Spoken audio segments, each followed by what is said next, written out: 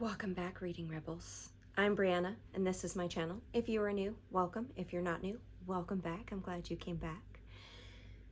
We are in spooky season. And with that comes all the books I want to read for spooky season. And probably then some. So let's get into it.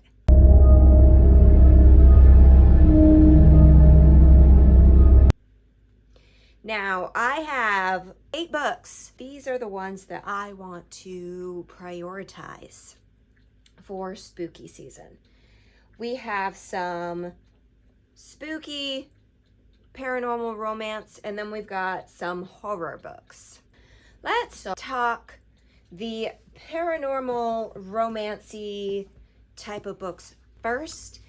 So first up, we have Happy Medium, which is about Gretchen, who by all accounts is a fake medium who helps her best clients, aka her richest clients, cleanse their homes and be done with spirits and such.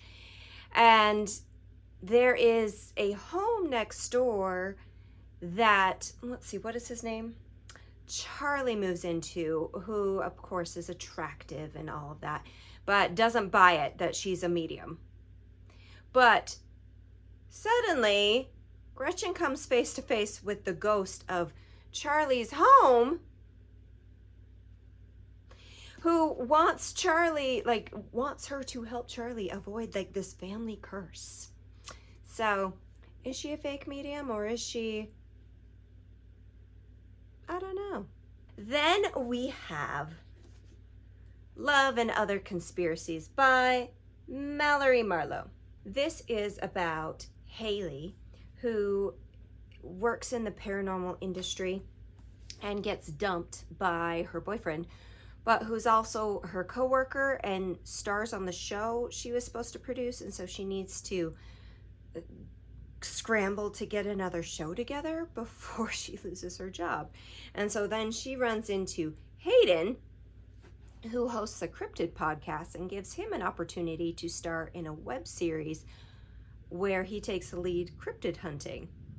And it says, as Hayden and Haley investigate the unknown, they unearth feelings for each other that shake their belief to the core. I have heard that this is really cute, and the sequel, or interconnected standalone, what have you, was just released, I believe, in August. So, but yes, so this is on my list, has been for a while. And then we have An Enchanting Case of Spirits by Melissa Holtz. So this is about Alyssa and her friends, and her husband has recently passed away, and she's a single mom to a teenage daughter, but she's turning 40, and so her friends take her out for a tarot reading and a night for drinks. And when she goes out for this tarot reading and drinks and everything, okay, but then she wakes up the next morning and there's a ghost at the end of her bed. And she finds out through this that, because based on what it says on the back, other spirits begin appearing to her, she has a new ability. Beats menopause. And of course there's a hot detective, Nick West, who lives next door, so but yeah, I would take that over menopause. Now, I have a whole bunch of horror I haven't read, but these are the ones I would like to prioritize. Starting with, I'll just do these 3 right off the bat. My Rachel Harrison collection. Why do I have 3 books by her and I've never read any of them? I started with Cackle because it was available on Book Outlet for a really good deal, and it sounded really great. And I've heard it's just this more cozy horror than horror. This is about Annie, and she breaks up with her boyfriend and takes a job in a cozy town in upstate New York. And so she's like, I'm gonna start fresh with this new job. And when she gets there, she meets Sophie, who takes an interest in her and is like, start living for yourself, stop apologizing, yada, yada, yada. And it's quite possible that Sophie is a witch in the Rachel Harrison journey. We have Black Sheep.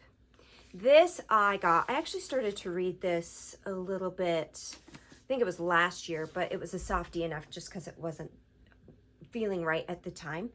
And this is about Vesper, who has left her family, aka religious cult.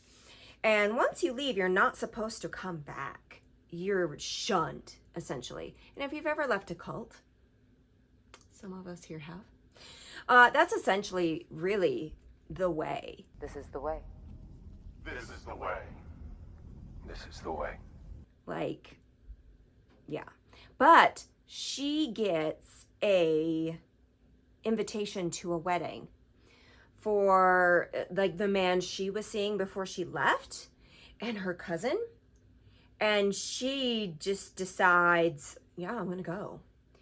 And it kind of goes from there. And I thought this is what draws me to it too.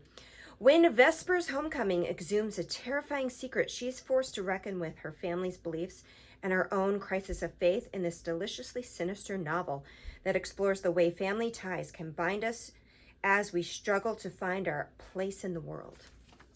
Oh, and one tidbit too is like her mom is this scream queen of eras past. So thought this sounded really cool. And then again from Book Outlet, I got Such Sharp Teeth by Rachel Harrison, which this one sounded really cool. This is about Rory, who she moves back to her hometown. And one night she's driving along and hits an animal and gets out to investigate and then is attacked. And essentially is turned into a werewolf.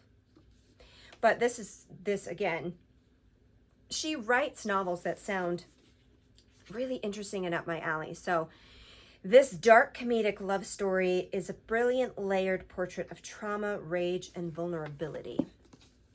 So I'm thinking with these 3 books, I'm going to probably film a whole video of like a Rachel Harrison taste test. That sounds like something that would be really fun. Then we have my tried and true Grady Hendrix. I love Grady. I've read several of his books and have several more unread.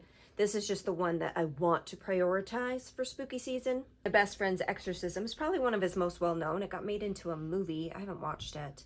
But this is about Abby and Gretchen, and they're best friends. And Gretchen, they go skinny dipping and something goes wrong. And Gretchen comes back changed. I love how this book too, it looks like a VHS tape. So that's really cool.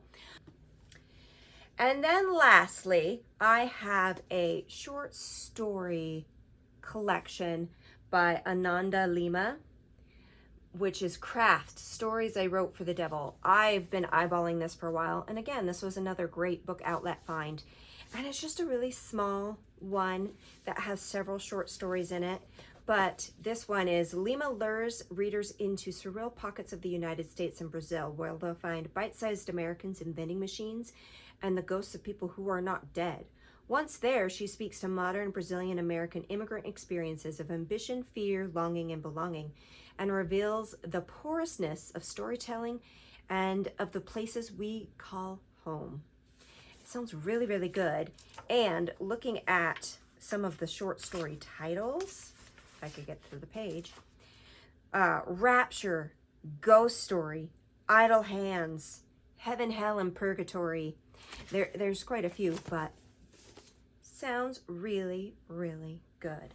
So with that, we have my spooky season hopefuls, probably spanning from after my birthday at the end of August till Halloween. And really, because it's me, spooky season is all year round. So, which is good because there's a ton of books that I wanted to put in this video that I didn't. But if we recall my summer TBR and how big that was, and my Pride Month TBR, that was also really large, and I didn't put a dent in either of those, I decided to keep myself in check. So with these 8.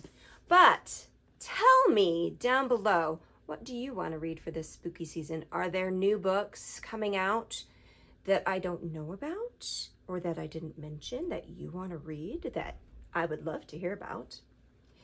And with that, if you like this video, like this video. Also, if you're liking these videos, hit that subscribe, stick around. I would love to have you. We're just a tiny crew. I love it. And on that note, I'm gonna go read something spooky. Bye, guys.